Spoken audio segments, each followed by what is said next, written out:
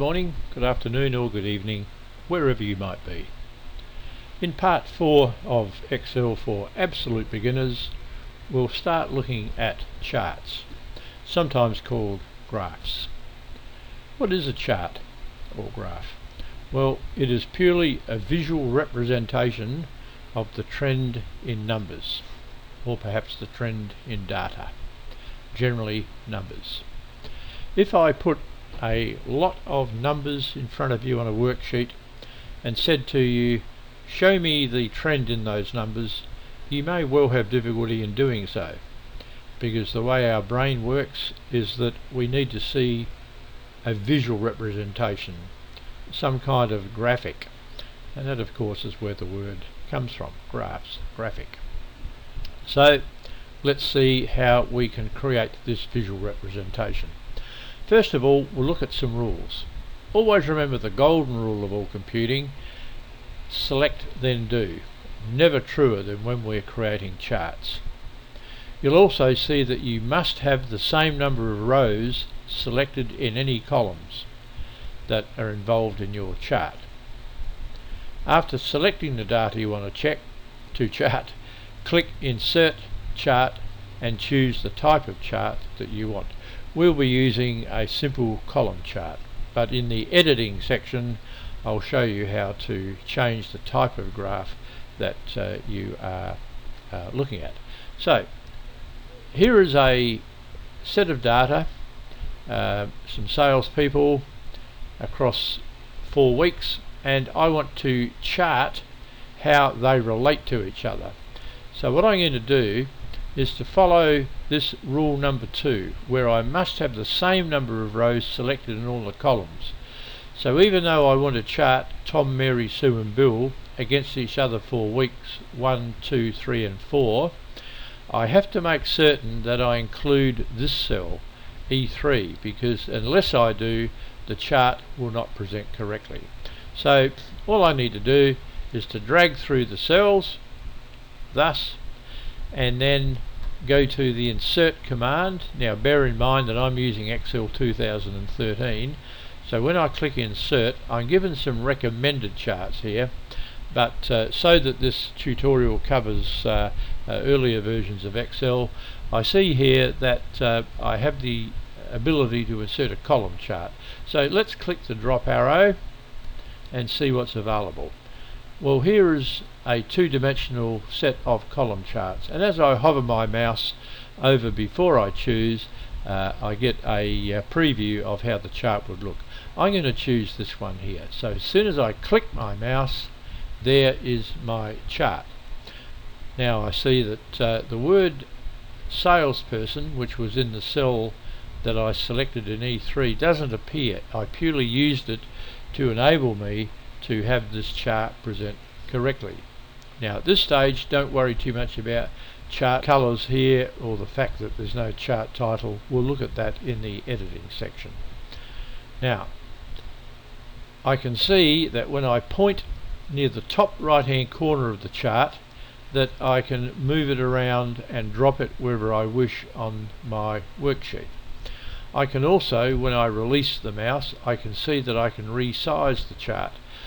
I'd suggest that you always use the corner selection handles when you see the double-headed arrow. In this case I'm just going to drag down and move the chart up, and there I see my chart as I need to. To delete a chart, simply make sure it's selected by clicking in that top right hand chart area and simply press the delete key.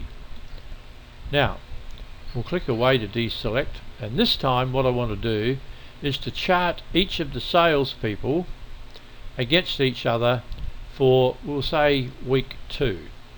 So I don't need to include all of the data when I'm preparing the chart. I choose what I want to see a graph of. So I'm going to drag down through the salesperson, Tom, Mary, Sue and Bill, starting at that cell. Then I hold down the control key, which enables me to select columns which are not adjacent to that first selected column. And I want to drag down now through week 2 and the numbers therein, I'll insert a chart. We'll insert another column chart, that one there, and there I see my chart is for purely week 2 for the various people involved. I might make that a little bit bigger there so I get a better representation. So you don't need to include all of the data if you don't want to in your charts.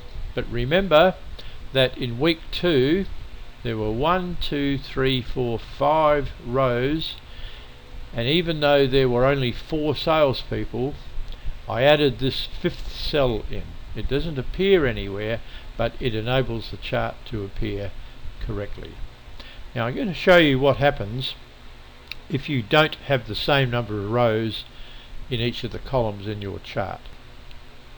So first of all, we'll delete that chart, and this time I'm going to say I want to chart Tom, Mary, Sue and Bill against each other for week 2, so control key held down, and now let's see how that chart looks. Insert a column chart. Not very good. It's gobbledygook. So that's the reason that we need to select the same number of rows in any column that is involved in my chart. I'm going to control Z, undo to go back to where I was. We'll go right back to the very first chart, and there it is there. I simply undid the actions, and there we see that I have a nice chart. And now we will look at the editing of the chart. Editing a chart is a matter of selecting the chart area.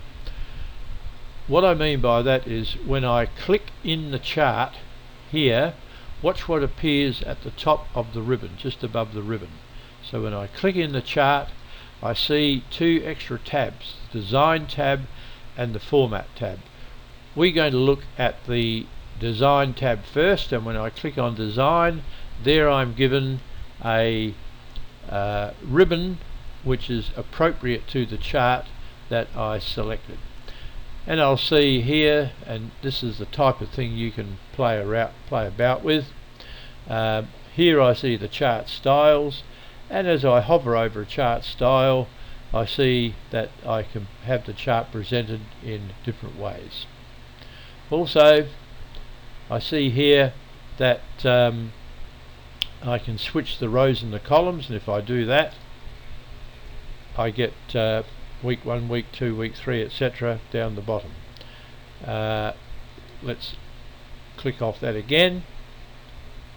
We'll undo that last action, and there we are. Change the chart type. If you don't like a column chart, with the chart selected, you can click the Design type, change chart type, and let's say that you would like a line chart. We'll click line, and we'll choose this one, choose OK, and now you have a line chart.